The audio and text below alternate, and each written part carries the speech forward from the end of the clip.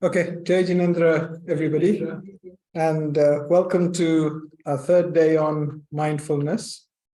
So we've come on a long journey talking about what is the mind and how we use the mind. There was a question that I want to answer, which people still seem a little bit confused about this idea of having thoughts, and whether it is their thought or whether the thought is something else that they are having.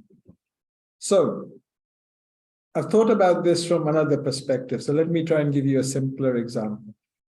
If today you do something, you show a bit of anger, that anger means that you will bind karma of that anger.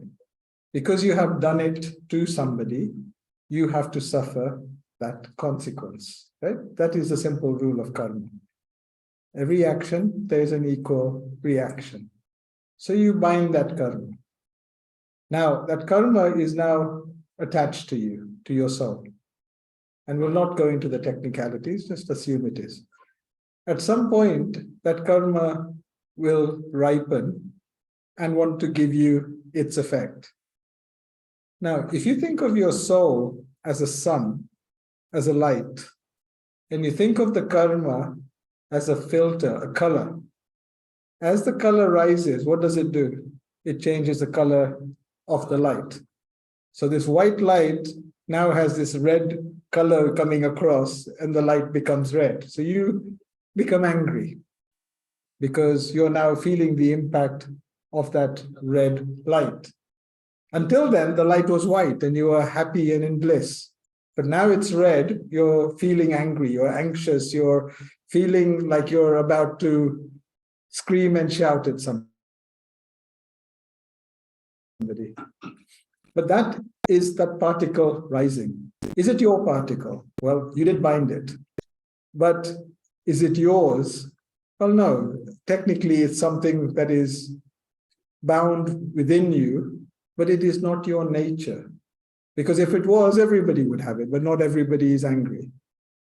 So, yes, it's yours because you became angry and you bound the particle, but it's a particle that's now giving you that feeling of anger.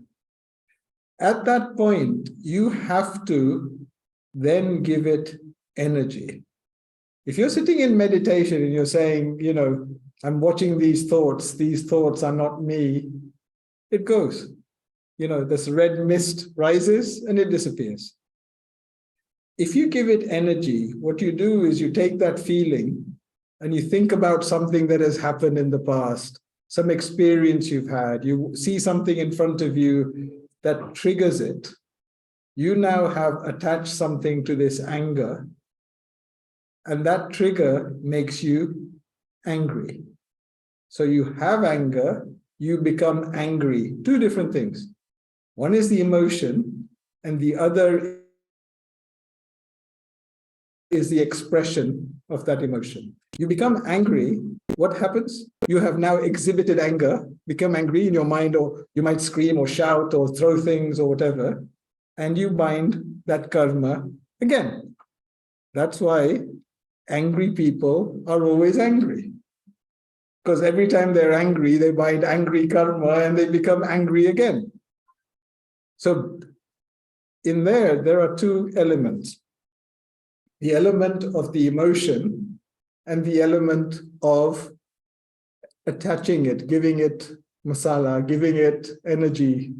If the first will happen because it's bound in you, the second you have to do. Now, what happens is most of the time, and this is the first thing for today, is that we react because we believe this is us. We believe this is our nature. So we become angry, we react with anger.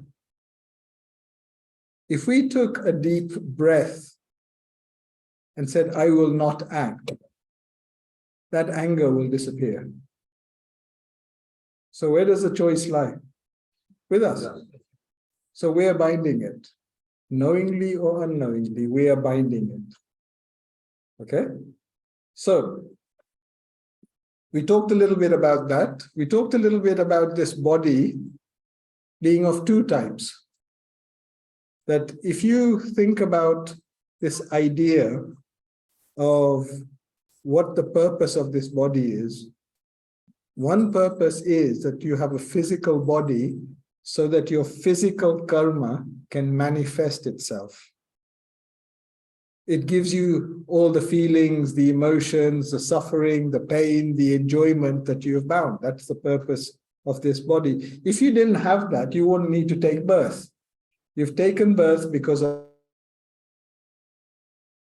the karma you have bound, and that gives you this body.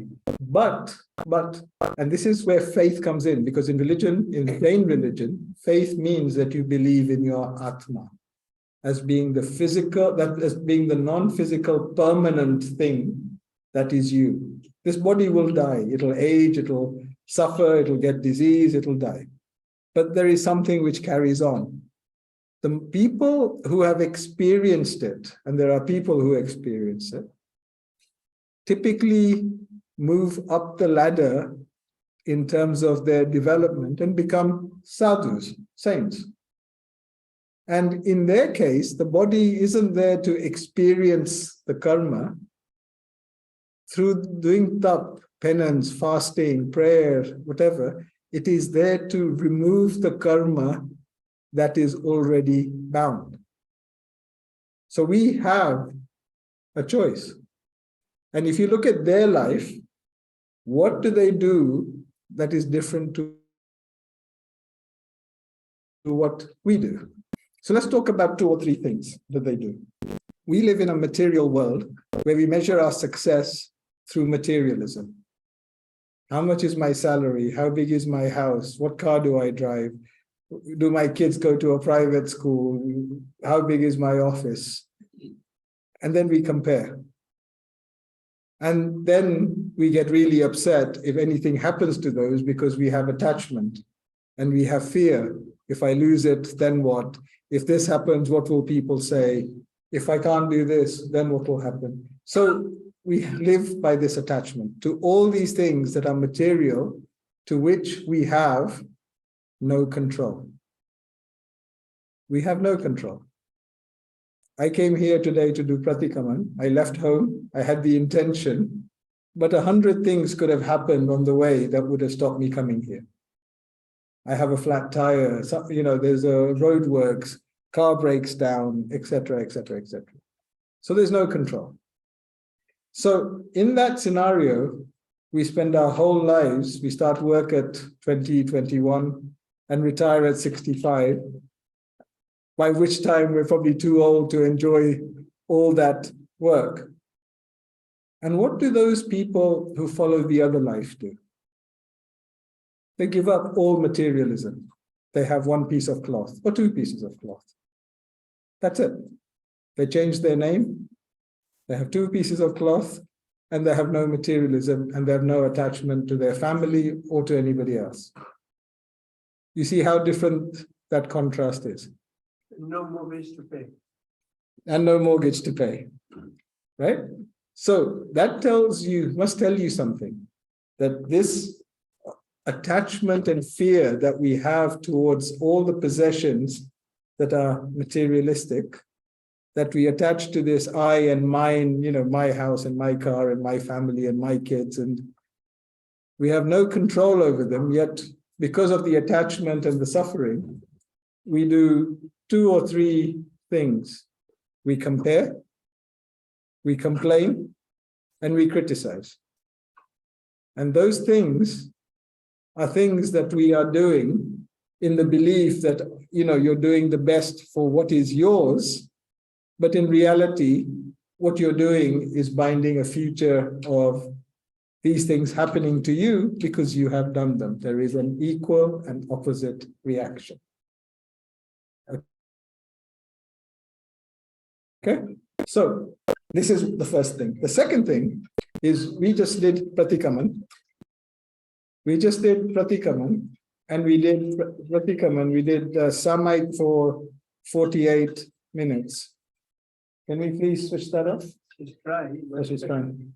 So we did samait for 48 minutes, and for 48 minutes, we take a vow to be in equanimity.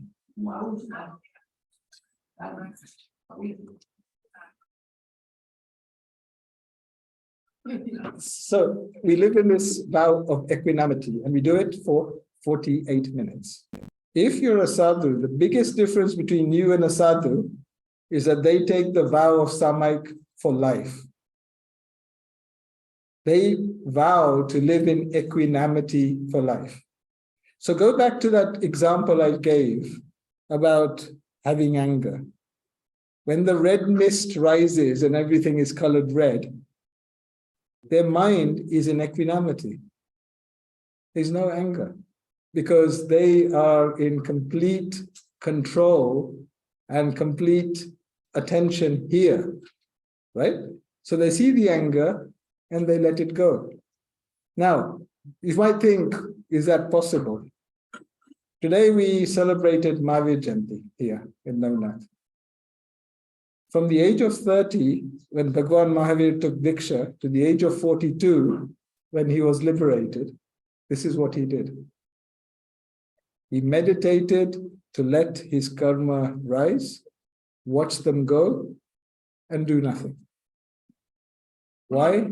He stayed in equanimity whilst all the feelings, all the passions, all the thoughts, all the experiences came to him. So we kind of do this for 48 minutes, and then we're driving home and somebody cuts across us and we start swearing and shouting and, stupid person, do they know how to drive? And as I said yesterday, and we keep doing that because we'll phone somebody and say, oh, this stupid person just cut me across and whatever. And then you see them pulled over by the police and you laugh. Ha. Serves them right. And as we said on the first day, when we bind karma, the most important lesson in karma is that it doesn't have a name on it. It doesn't say, I was angry at that person, and therefore that person has to be angry with me. That person is just there for you to focus your anger. Because you're focusing your anger on somebody, he's a catalyst for your anger, but he does not, or she does not actually give you the anger. You have it within you. They are just a reason for you to express it, right? So this idea of being in equanimity actually means that your focus, your awareness is in the here and now. And why does that matter? It matters because if you're lost in your thoughts, lost in your daydreaming, if your attention is somewhere else, and you're going through these thoughts, whilst you're driving, you're kind of thinking about what somebody said yesterday, and you think, I should have said this, and they should have done that. And in those thoughts, you are binding the karma whilst you're driving without care, carelessly. What they do is that they make sure that their focus is here and now, so they do everything with care. And there's a reason, because it is the here and now that we bind our karma. So if your attention is somewhere else, it doesn't mean you stop it. It means you're lost somewhere, yet you're taking the penalty for this. It's like, when you drive and you're completely lost in your thought and you don't realize the speed and the camera goes off and you get the penalty. It's the same thing. We're lost in our thought, binding karma there, and we're binding karma here. So this is the second thing. Now, the third thing is that most of what we also do is without this idea of discipline. If you think of our lives, it's a bit of laziness, a bit of let's see what I can get away with, do what I have to really. And that lack of discipline is not just a body thing, it's a mind thing. If you learn to discipline your mind, you get it to focus. So if you come back to this idea of what a sadhu does, wake up at 4, do your scriptural reading, do your meditation, go to collect vouchery, give your lectures, do every single day. There's no Saturday, Sunday. Every single day you do this. What it does, and you look at this in other religions, look at Hinduism. You know, this idea of yoga, you know, the asana and whatever, it's now an exercise, it's now, you know, a YouTube channel. It wasn't this. What it was is that you took certain vows and you practiced this to discipline your body so that your mind and your body were fixed, they were disciplined. Once your mind is fixed, it does not waver. It does not go into these things. So even when you look at a sadhu, you know, the ranks that they have, the stages, we call them gunastan. The rise from one stage to another depends on your kashai, your passion that you have. The passion that you have depends on how much control you have on your mind. You will see people who are completely calm. Whatever the situation, they're completely calm. Don't get irritated, don't get angry. Does that mean that they don't have these feelings? No, it means that they have these feelings, but they have a mind stronger than those feelings that stops them being expressed. They come and they go.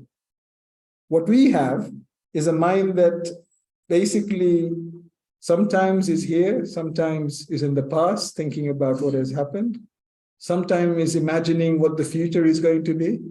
And in those things, we're lost. We spend a lot of time doing that. And in that, we're lost. And in that being lost, what happens? What happens is that we are attaching thoughts and passions to those things in the future or in the past that gives us the karma. Yet, whilst we are not here, this is where everything is happening to us. So, if I give you an example, the same example I gave the other day, that if you go somewhere and there are, well, look at this scenario here. There are people who walk across. If they see that we're having a lecture and do it quietly, nobody bothers. If they're talking, shouting, phones going off, whatever, what does it do to everybody? You distract, your attention goes. You kind of think, what are they doing? Can't they see? So suddenly they become the cause, the nimit for all of, yes, all of your thoughts. So what are they doing in that?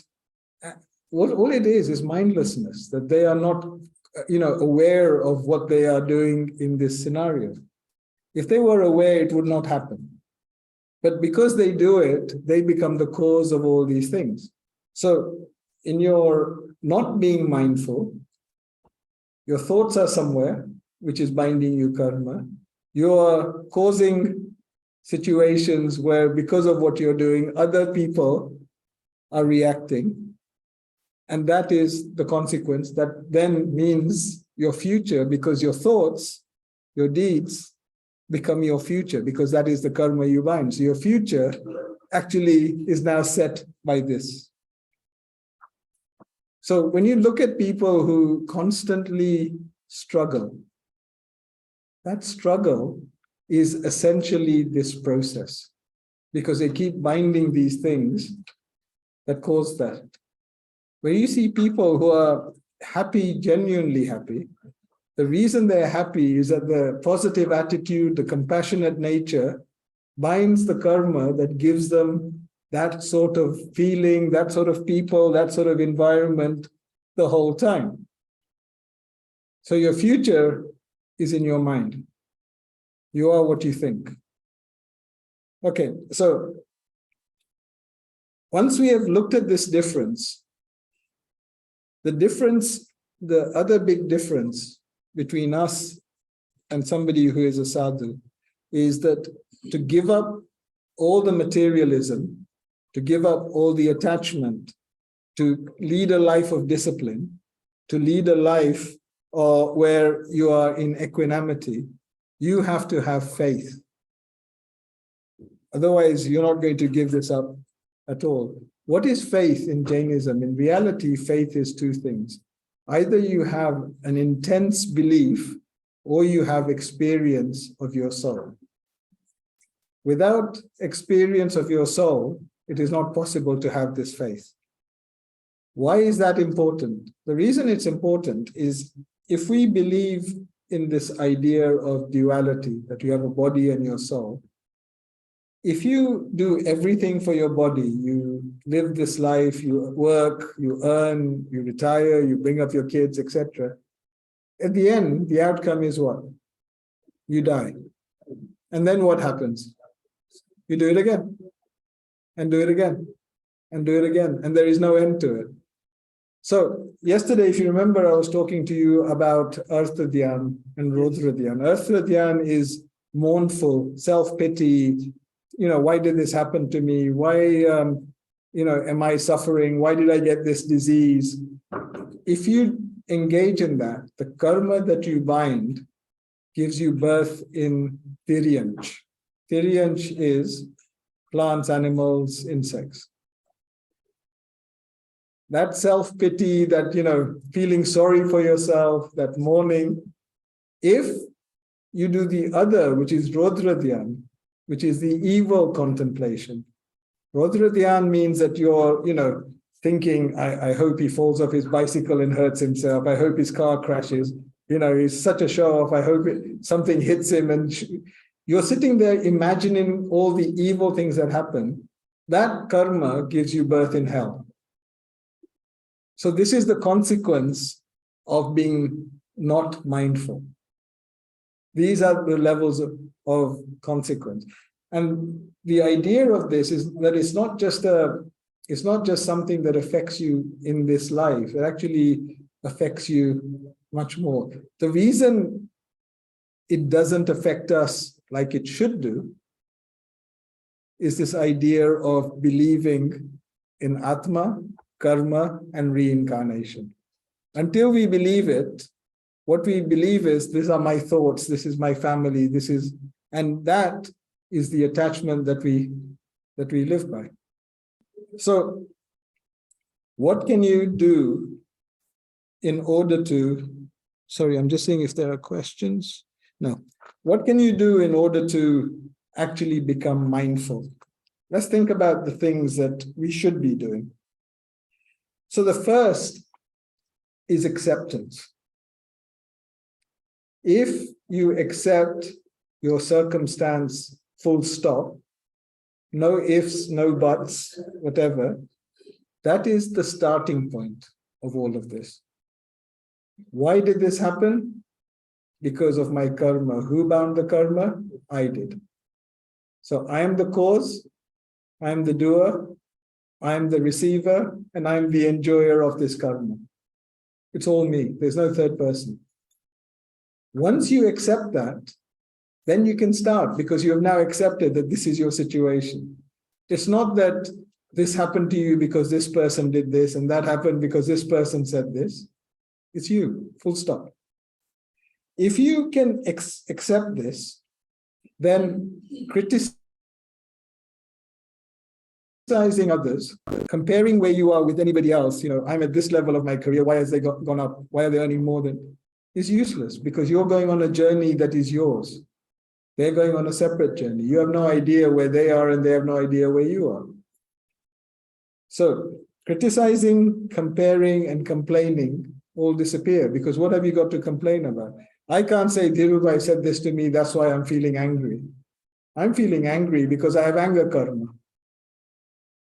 So there's no point complaining. I can't say that his car is bigger than mine. He has different karma, but it might be bigger. So you stop all of these things that are related to your attachment and related to your fears. If you do that, you will find a lot of what goes on in your mind stops. The second thing is to be aware. What does awareness mean? What awareness means is that there is a difference between acting and reacting. When you decide to do something, like I'm going to book a holiday, because I need a break, and you go through and you do that. That is a decision. You're acting. Reacting is when something happens, this red color comes up, you're now full of this red color, and as soon as you get this thought or something happens, you become angry. You know, your child drops a glass and it shatters everywhere. Haven't I got enough to do? Now you've caused this anger. This reaction is nothing except what is arising within you that you're attaching to a situation. You have anger, you become angry. Two separate things. In the middle of that, there is a gap, a tiny gap. Learn to live in that gap. That gap is equanimity. When you get it, stop, take a deep breath, and say everything is fine. And you find it goes away. If it goes away, you do not become angry. You do not become angry. You do not mind karma. Your anger will disappear. If you have anger issues and you start to do this, if you have issues of jealousy, of hatred, of whatever, there are people you don't like, and every time you see them, it gives you this feeling of, hey, there's a simple solution. Honestly, genuinely, and with power, go and say Michami Dukram to them at Samvatsari. Every time you see them, take a deep breath and say, they have nothing to do with it. And they'll go away. As long as you keep doing it, you will keep in that cycle. If you do this again and again and again, you will get to a point where it is possible for you to start living here in this present. Living in the present doesn't mean that you won't get angry, but it means you get angry conscientiously because you want to, because you think it's the right thing to do, not because you have anger rising within you. And that difference, you see, if you decide to get angry, it's okay, because that conscientious decision means that you accept the consequences. I'm not worried about that. I'm worried about doing it unknowingly through reaction and then suffering, which is what it is. So to stop your suffering, to improve your path, to improve your outcome, number one, accept your situation. Number two, stop reacting, because you'll become aware that everything outside of you is just there to trigger those feelings, for you to experience the karma that you have. That's all it is. Because that karma you bind hasn't got a name on it. It doesn't say, I bound karma with him or with her. It doesn't say that they can give you that karma. It has to, when you look at a situation, for example, somebody here whose phone rings, some people will turn and say, don't they know we're having a lecture? Why is this phone ringing? And get upset. Some people say, she's looking for her phone, give her a couple of minutes. The situation didn't trigger the reaction. The karma triggered the reaction. The situation is the same. It's the karma that is either making or not. Even if it rises in some people, they'll just take a deep breath and say, give it 2 minutes. So your ability to be happy, sad, in suffering, in enjoyment is dependent on you, not the situation that you're in. You use the situation to justify what is happening to you, or say this is good luck or bad luck, or he did this or she did this. As a result, you end up in the same situation. So acceptance, yeah, it's mine, it's good. I'll see it, I'll put my effort, and we'll get out of it. End of story. And what will happen? It'll go. It always goes. I said this yesterday, but think back when you were younger. We're really good at 2 things. We're really good at getting things out of our memory. So if you ask somebody, what was your childhood like? They'll tell you 4 or 5 things. They've had 20 years of childhood, but they only remember 4 or 5 things. All those years of sitting doing nothing go rapidly. True. The second thing is that when you think about everything else, you keep these little memories of happiness and little memories of sadness, which you keep going back to. If you can stop that, if today you see, I'll tell you two things. Firstly, if you think back to anything that ever happened that at the time looked like a total disaster, and you look at it now, you'll think, why was I so worried? Didn't really happen. It's always this case. But at the time you're in this khichdi and everything is a problem and the world is about to fall apart. Never does. And the second thing I'll tell you is that we keep these memories going because we keep attaching the same things to them. Oh, I don't like this person, they're like this, or they did this, or they. The minute you accept and let it go, and the minute you say, I am here, because I am here, I accept everything that happened to me because I wouldn't be here otherwise. If something else had happened, I'd be somewhere else. If I'm happy here, I should be happy with everything that's ever happened to me. All the bad things were necessary for me to be here. It meant I learned, I grew, I developed, I moved forward, and I'm here. But it had to happen. So accept them. They're not bad things. They're things that had to happen. So that means that if you become like that, and you're not now going to react, you're only going to act, that then gives you an opportunity of discrimination. I said on the first day that the biggest difference in our mind to that of any other animal, we have the power of discrimination, right and wrong, good or bad. That discrimination means that we should find the positivity in every situation.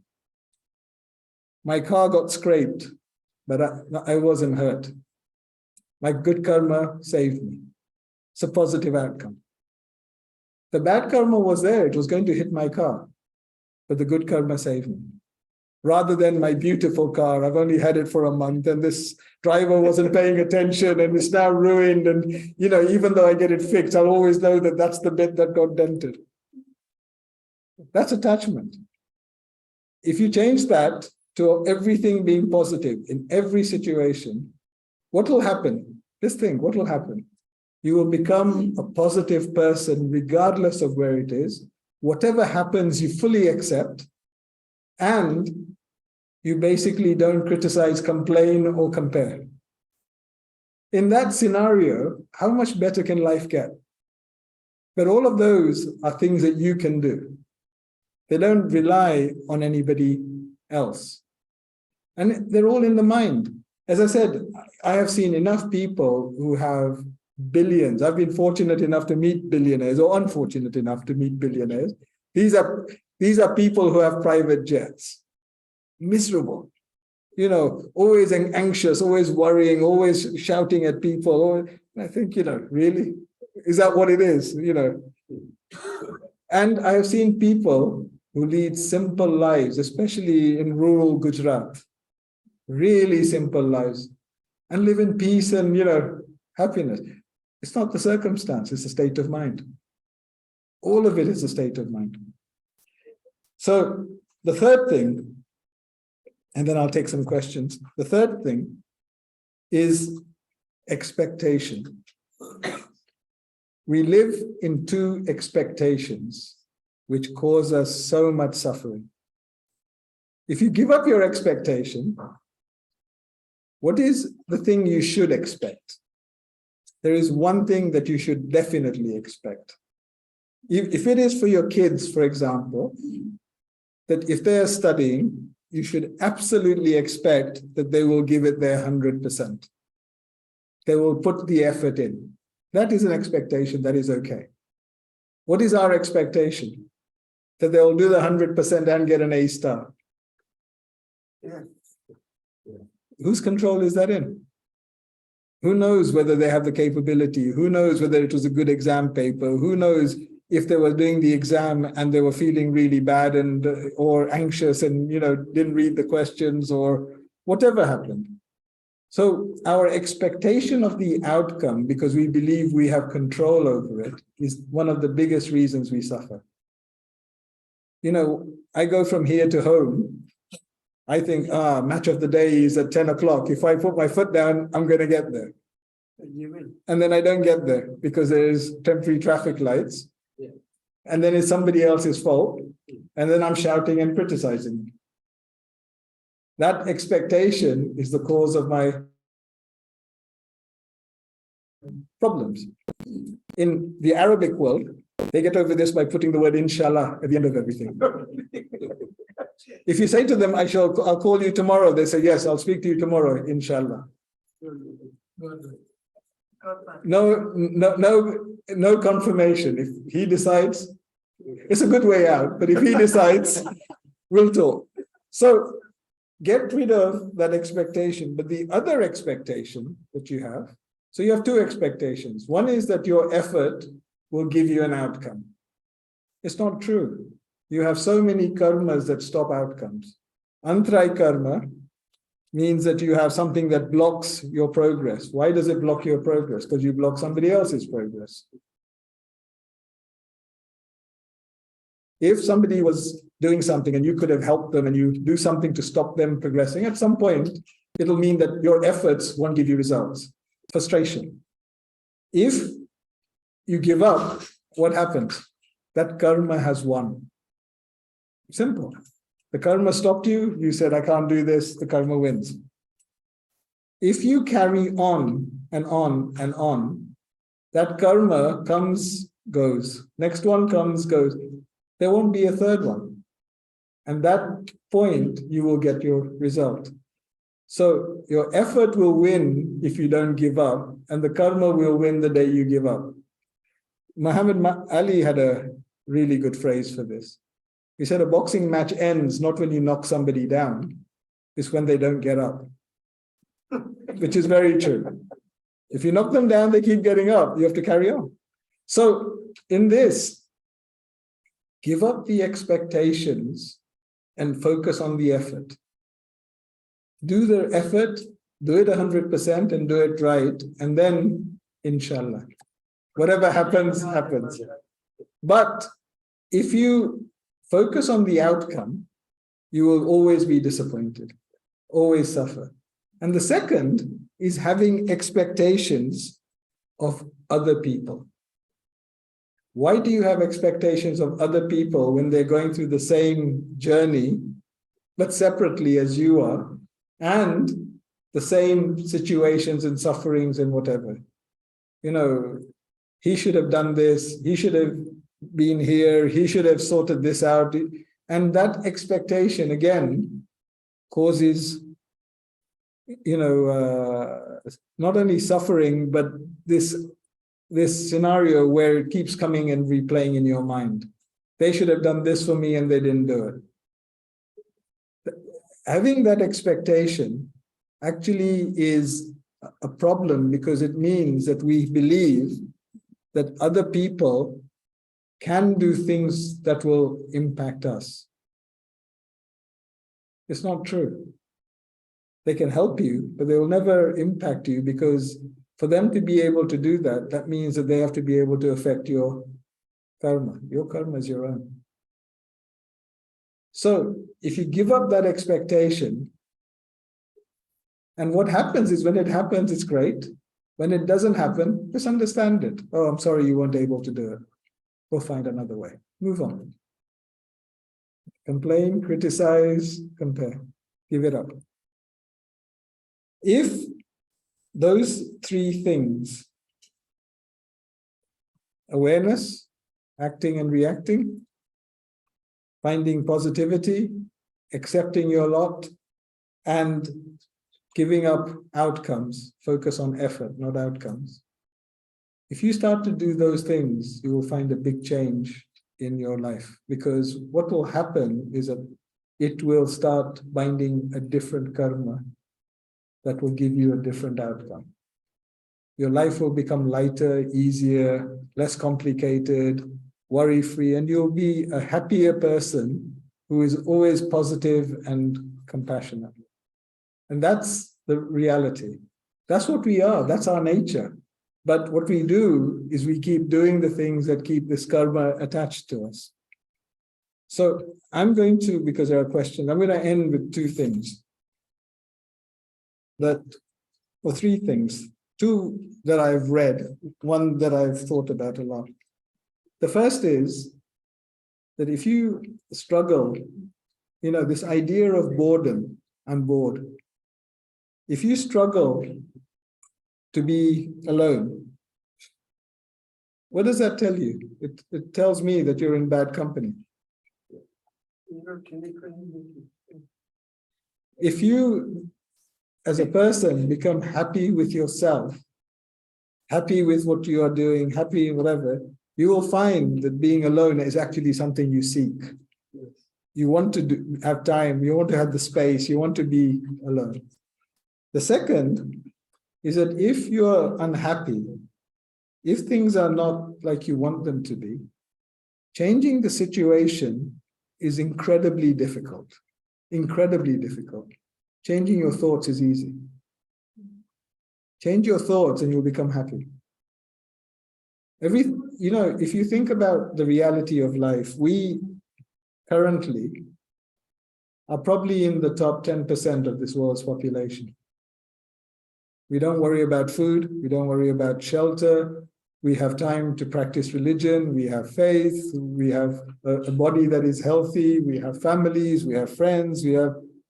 This list, compared to most people, is huge. If in this list we still find an ability to be unhappy, what we are doing is not living in this world as it is. We're living in our minds.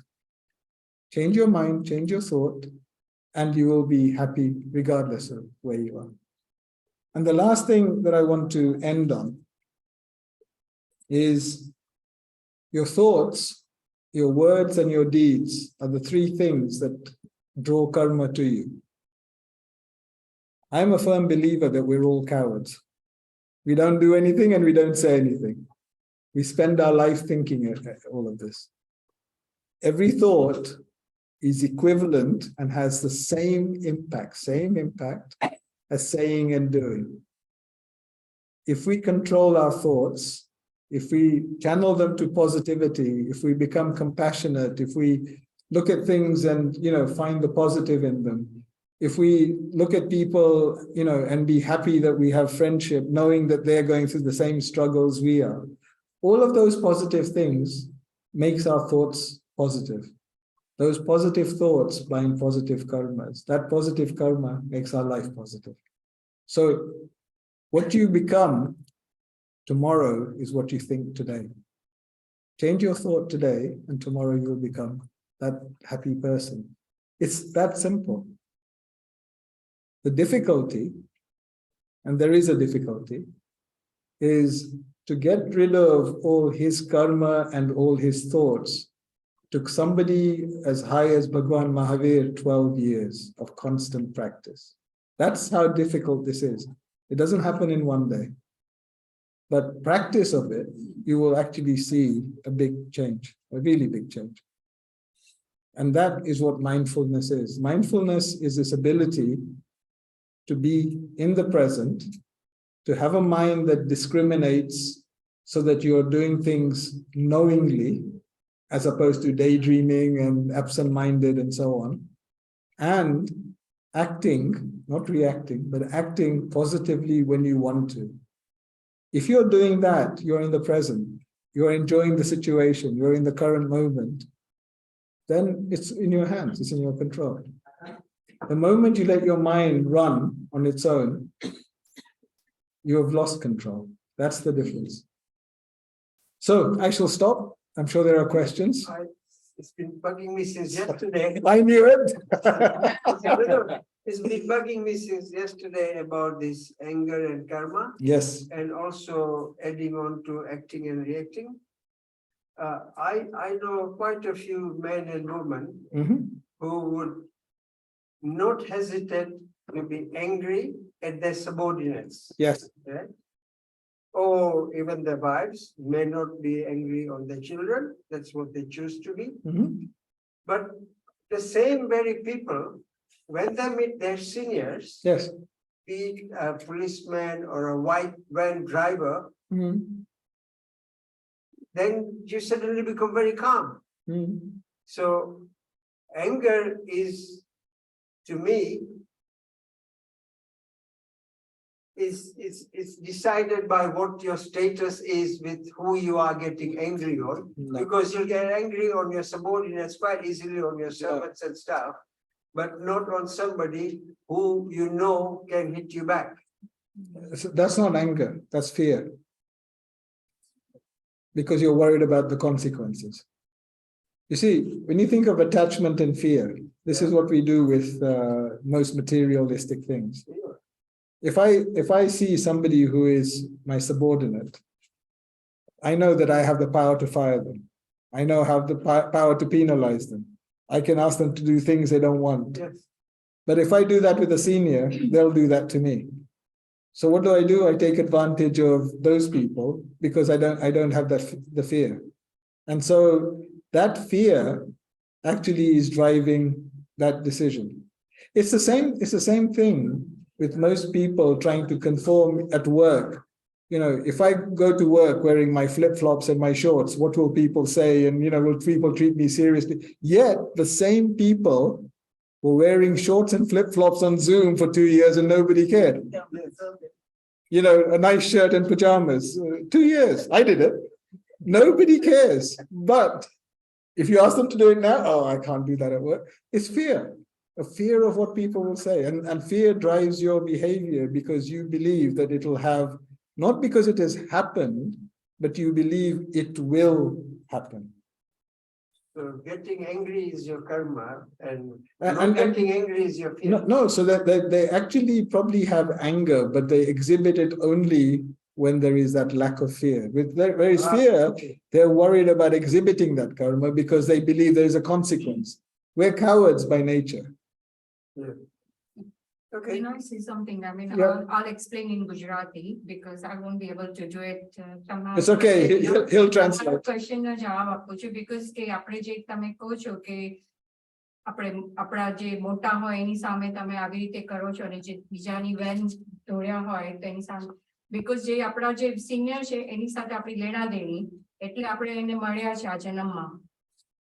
આપણી જે ગયા જન્મની લેણા દેણીને લીધે અને તમારા ને મારા જે બી લેણા દેણી હશે towards you મારું જેવું બી હશે સારા કર્મ હશે તો આપણા બે જણનું સારું રિલેશન રહેશે કે તમે મને ગયા જન્મમાં કાંઈ કર્યું હશે તો મને તમારા towards મને એંગર બી આવશે because તમે મને ગયા જન્મમાં કાંઈ કર્યું હશે જેમ મને મેહુલ તને પહેલા તે લેક્ચરમાં તે કીધું કે આપણે that's actually not true for one simple reason. That if you want to be in the next birth with, yes, no. If you want to be in the next birth with somebody, they have to have bound the same karma as you to get to the next birth. To bind that karma, they have to have the same thoughts, the words. That is a very Hindu belief. In Jainism, it says that you are on a single journey. If in the next birth, I do all the wrong things and I go to hell, and he does all the right things and go to heaven, there's no connection. Your connection. આજ મારા father હતા અને આજ મારી mother હતા અને ઈ next જન્મમાં ઈ તમારું ના. No, because in the next janam, in the next birth, they will go where their karma takes them. You go where your karma takes you.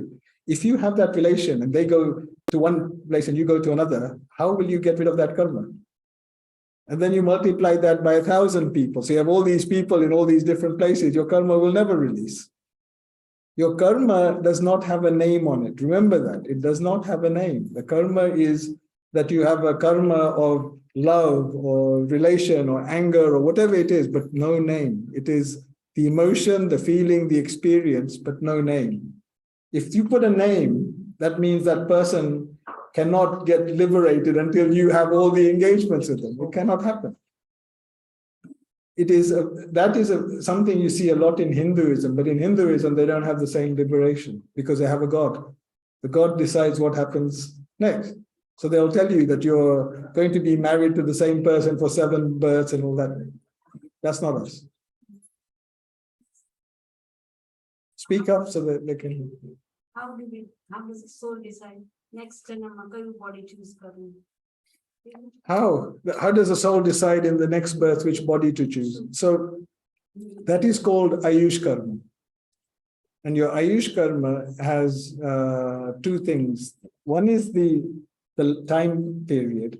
So if your time period is, say, 100 years, that's like a human birth. And if it's, so there's that. But also then the karma that you have bound, because the purpose of the next birth is for you to experience the karma that you have bound in this birth. So when you think about heaven as somewhere you go where all your good karma can keep rising and you experience good karma. If you think of hell is the opposite, where you have all the bad karma and you're experiencing that bad karma. So the karma plus the length of age gives you the body, and the time normally taken, I believe, I could be wrong, from one body to another. So when somebody dies, again, in Hinduism, they believe that there is a period when the soul is there and you have to do all the vidhis. In Jainism, we believe that I think it's 3 samays or 4 samays. A samay is a minute fraction of a second.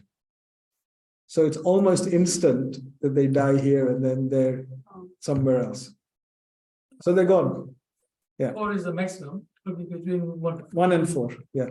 So that means that as soon as somebody passes away, in reality, what you have is a body of particles, of matter. And what we do is dispose of that body so that because if you leave it, what happens to it? Yes, the microbacterial growth in there means that if you leave it for a long period and then you cremate it, you burn all those beings. So you try and do it as soon as possible. So if they keep you alive by aids of ventilators and you're brain dead, so are you dead or not? Is your soul gone or your soul is still? So if there is no brain or other activity, then they're keeping the body alive. Yeah. So this soul is gone. Okay. They're keeping the body. Then they might do that because they want to harvest the organs, That or is they what- might, yeah, yes, yeah. other things. Did you have a question at the back? No? What's that? What was the question really relating to, if you're given alms to somebody and you feel good about that yourself. Yeah. Versus being proud, what is the sort of difference in sort of karma there? In the sense, like, if you were to do something good and you feel good about yourself, versus obviously boasting about it, or sort of disrespecting. So for the people on Zoom, the question is, what's the difference between doing something and feeling good about it versus doing it and feeling proud about it? If you're proud, pride also has a flip side. All of these things have flip sides. The flip side is jealousy. Because somebody will then do something bigger and you'll think, why did they do that? And so it's almost a thing about showing off, having a comparison, so on. The correct, if there is a correct way to look at this, is to have gratitude. That I was fortunate enough that this thing happened to me, and therefore, I'm blessed, right? And if it happens to other people, they will also be blessed. So that is looking at it and entirely from a positive perspective and saying, I got the benefit of a blessing, and that's my fortune, as opposed to saying, look at me, I did this and I probably did it better than anybody else. And, I put all my effort into it. And that then becomes, a means for you to then feel bad when somebody else does something bigger or better. So the idea is always to, look at this in terms of gratitude. There was a sadhu who told me once, interesting concept. So the question I asked is, how do I know when I go if I've had a good life? Interesting question. I thought, is it my pension, my bank account, the number of kids, what is it? And what they said was really interesting, that, when you think about even with your kids or your subordinates or others, you very rarely say, well done, may God bless you, or, your blessings. Yeah. Said, count the number of people who have blessed you. That gives you a good indication of how many people were overwhelmed with what you did that they had to bless you. And that is a strength of your success, which is interesting, because that means that you just haven't done. You've done so much with the right attitude, the right power, whatever, that they feel like, they want to do that. And that is what gratitude always ends up being, that you're always grateful that you were able to do something rather than proud that you did it better than anybody else. Make sense?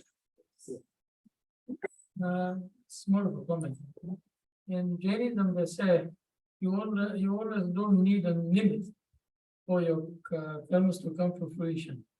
However, when the feelings of thoughts and feelings give rise to your anger and your karma comes to fruition, the difference, I mean, when you said about the red and the mist, I mean, if you ignore that, that is a gap. The gap that you mentioned between anger and being angry is your purusharth to sort of identify that you do not want to react it at the time. So when you have the difference between having anger and getting angry, that bit in the middle, that gap, what does that gap rely on? Think about it. What does that gap rely on? That gap relies on one thing, that your focus, your mental focus, is on the current moment. So you're able to mentally discriminate between that thought being a thought that you are having, as opposed to being in that emotion. I can feel I'm getting angry rather than I am angry, right? For you to be in that scenario, you have to be in the present. To be in the present, you have to make sure that you're not, your mind's not wandering in the past and the future and, on holiday and everywhere else. So this idea of stopping this chatter and this, mind kind of, people say, oh, he's absent-minded, or he's, lost in his thoughts, or he's, and the time we do this most is when we're driving or doing other things. When you do these things, what happens? It's the same monotonous thing we do every day.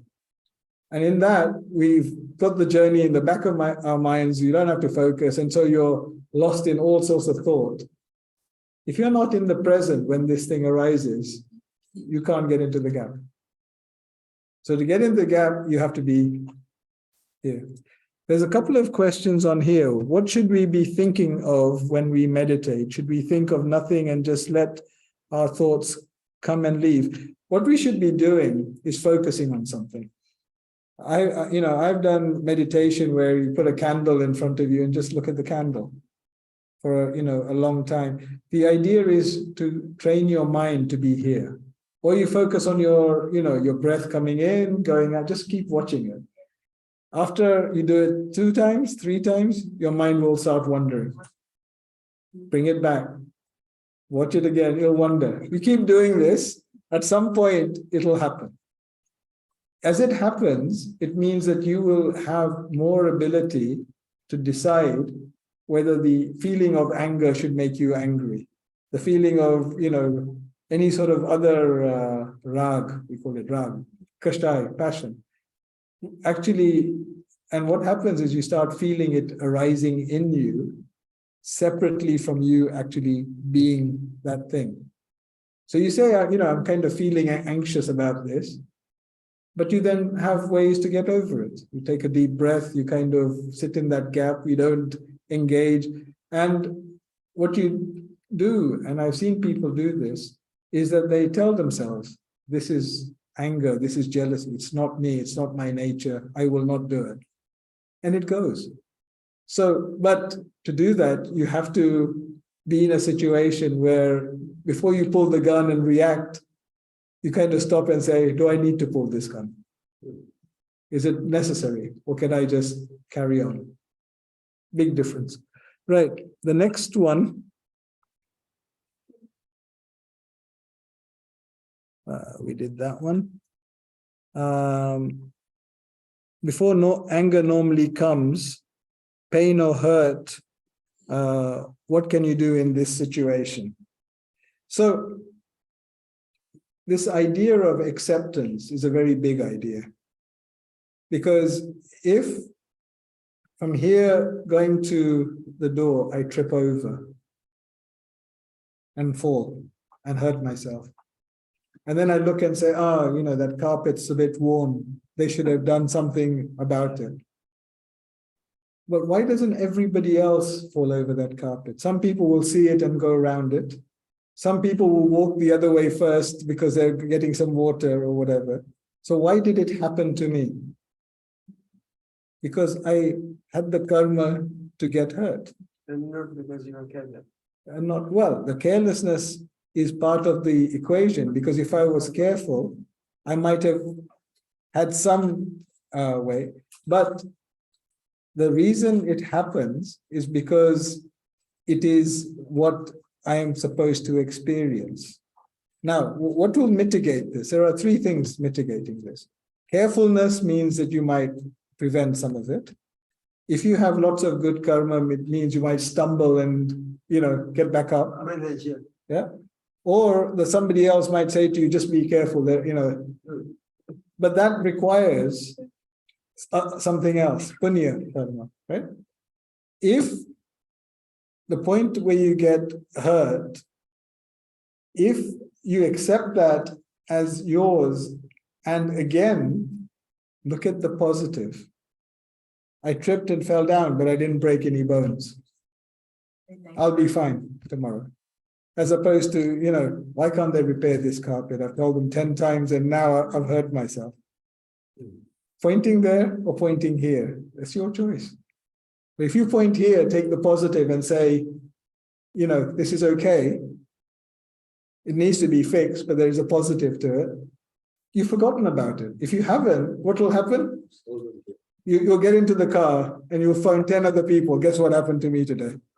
And then you will add masala to it. You know, I hurt myself and, you know, it's going to cause arthritis in my knee and I probably need a hip replacement and I'll sue the people and and in that is where my anger is. But it's my choice. And acceptance says it's my karma. Very big, very big concept in this.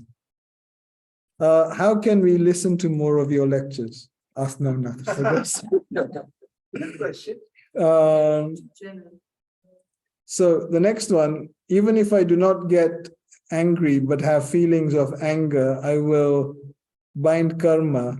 How do I not bind karma even? So there are two things. If you have a feeling, that is your karma rising, right? Yeah. If you engage with that karma, you give it life. So if you don't, so the first bit is called yoga, activity of mind, speech, or body. If you have activity, you get karma rising, right? I'm thinking of something, my karma starts rising. If I have passion, which gives it life, what is passion? Rag. It takes two of those to bind the karma. The first one attracts, and the second one is the glue. If there is no glue, and you attach a paper to the wall, what happens to the paper? It drops. So what do we call the people who don't have that passion? With rag. We give this title to Tirthankars and others. They don't have passion. Why? Because without that passion, there is no bondage. So have all the feelings, but let them go.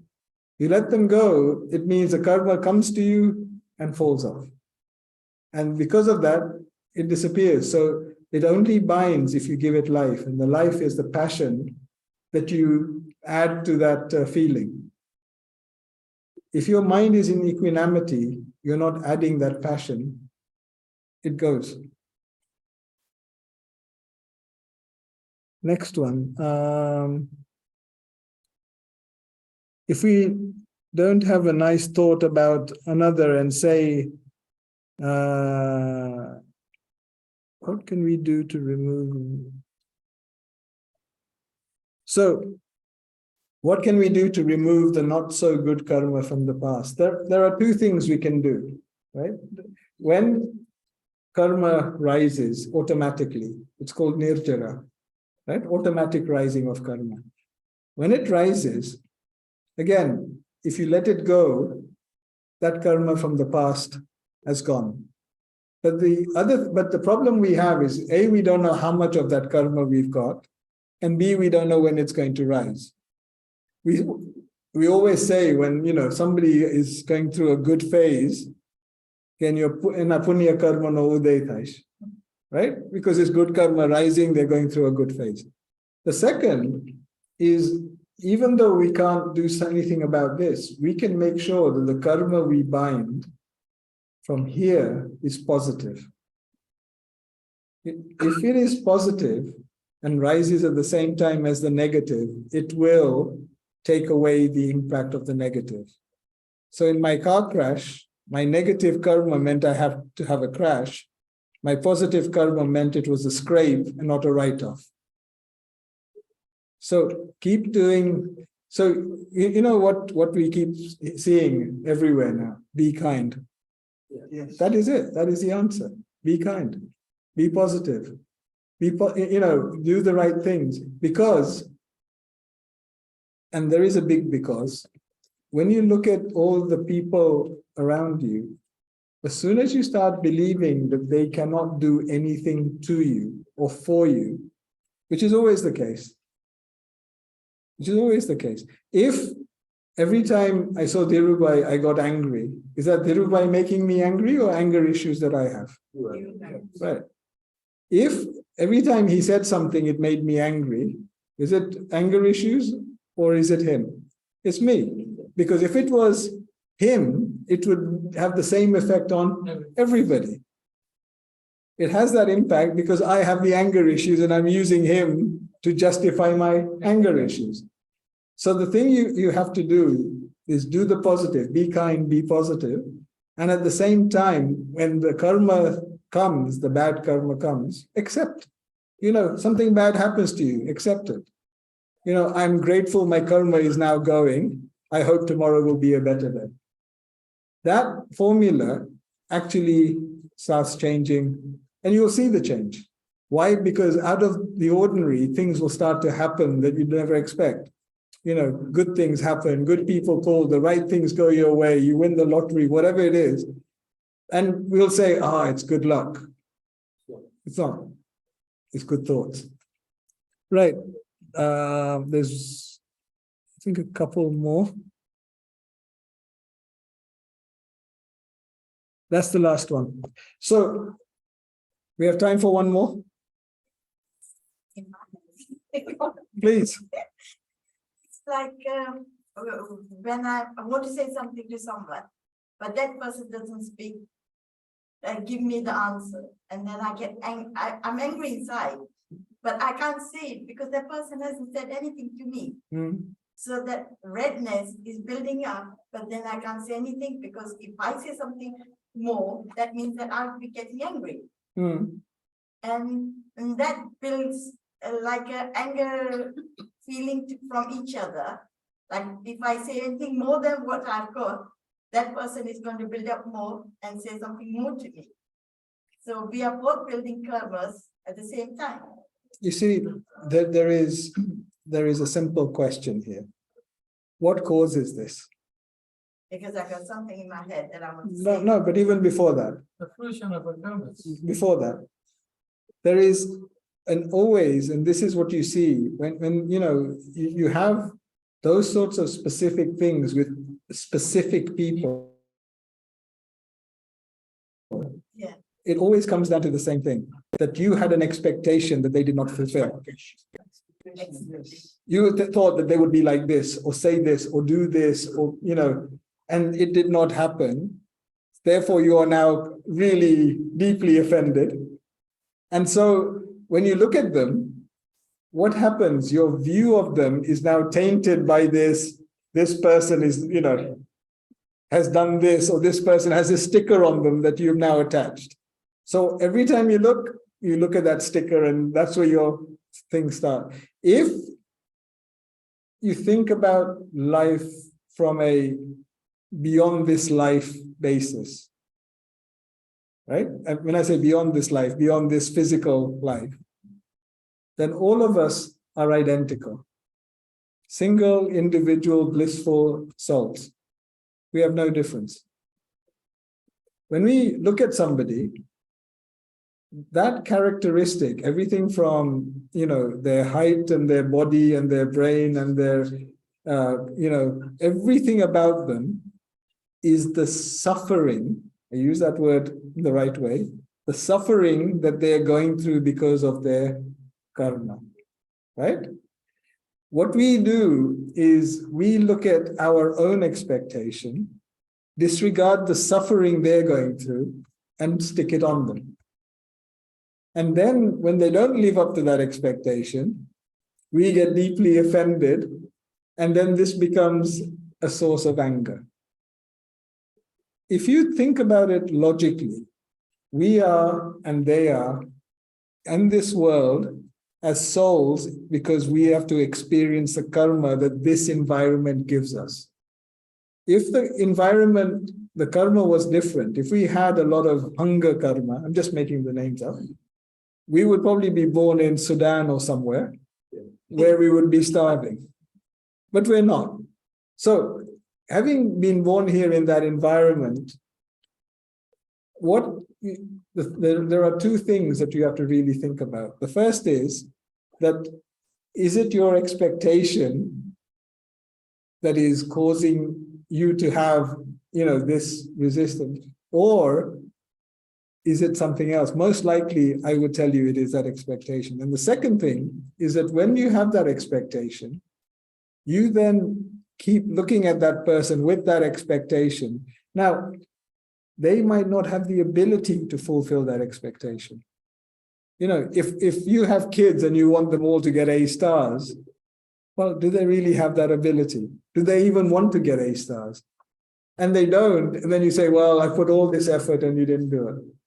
And you kind of keep looking at this child didn't give me what I wanted, even though I put the effort in. So that leads me to the second thing. One is that expectation, and the other is when you do things, you want another expectation, you want that outcome. I've spent all this time making all this food. They should, appreciate it for the first 5 minutes. What are you doing? You're expecting the outcome. And they come and they're absent-minded and lost in something else and don't even recognize it. And now this is two issues. So where is the fault in this?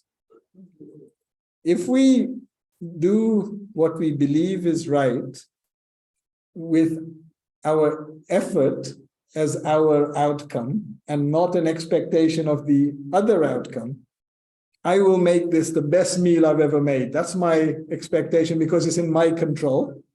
I do that. I'm always happy. I want the other person to appreciate it and tell me it's the best meal they've ever had. 99% disappointment. Disappointment, anger. Anger, tell other people. And what have you done? You've bound all of that back in. It's going to happen yet again. So change your thinking. Become the person that basically is so happy because they've put the effort in. And that's it. You're done. You're always happy because it's in your control. So you tell them that the food was lovely. but you see, they're earning me good karma. You see the thing. I often do that. Yes, but you see, it is. But you have to be present to be able to understand that I can see you've put so much effort in, it's really not, but you have to be present. Not everybody is present. They're absent-minded. It's a bit like this lecture, right?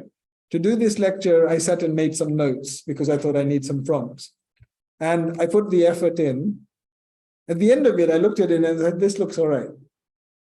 But if I'd said, unless, 300 people turn up and they all give me a standing ovation, this is going to be terrible.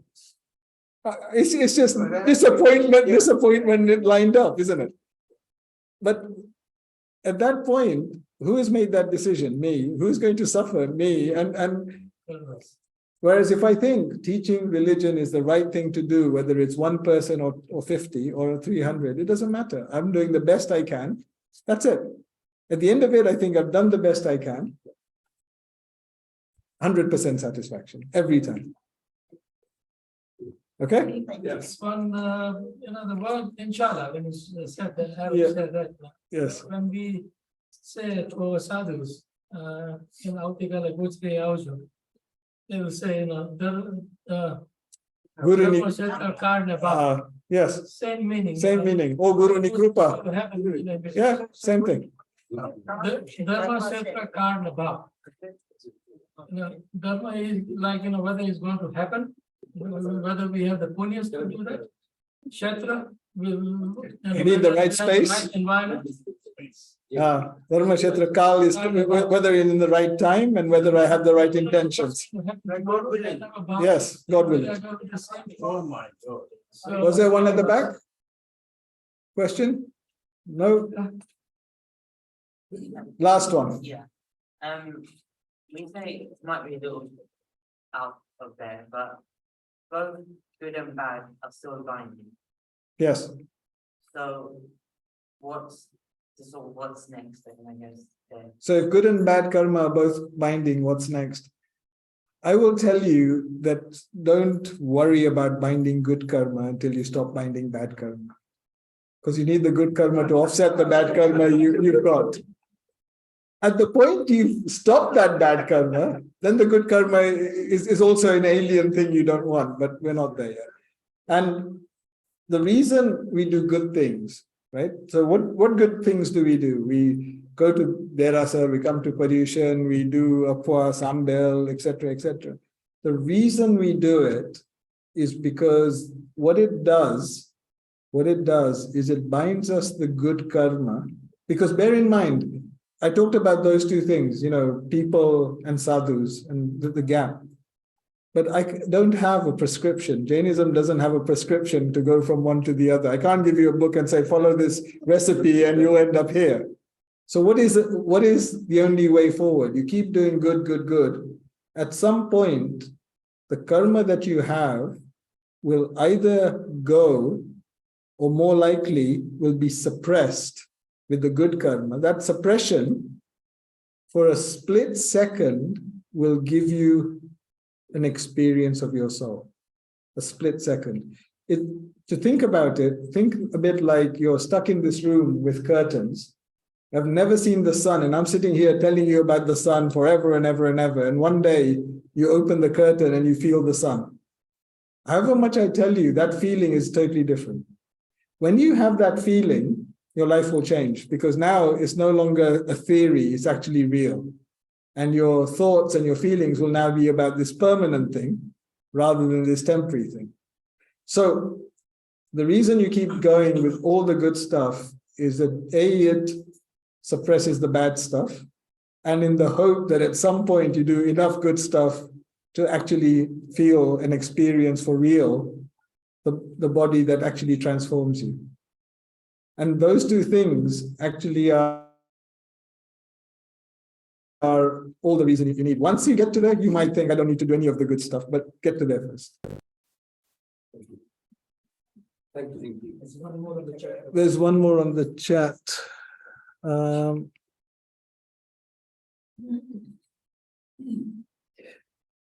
Do we believe, okay, last question. Do we believe in fate in Jainism and our lives already written? Well, there's no God to write a life. We don't believe in God. And yet, a lot of the things in our life are written. Where we are born, the family, the community, the religion, the life we have, the country, makes all the difference.